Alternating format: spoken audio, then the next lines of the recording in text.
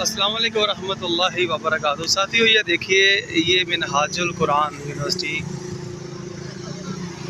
جو حضرت ڈاکٹر طاہر القادری صاحب کی ہے، یہ دیکھیں، یہ ہمارے مستقبل کی مائیں ہیں جو یہاں بورڈ پہ چسپاں ہیں اور پوری دنیا جو ہے نا ان کا نظارہ کر رہی ہے، جبکہ عورت کا چہرہ بھی پڑتا ہے، عورت سراپا ہی پڑتا ہے اور عورت کو گھر میں رہنے کا حکم ہے، مگر ان اداروں نے ہماری عزتوں کو گھروں سے باہر نکال دیا۔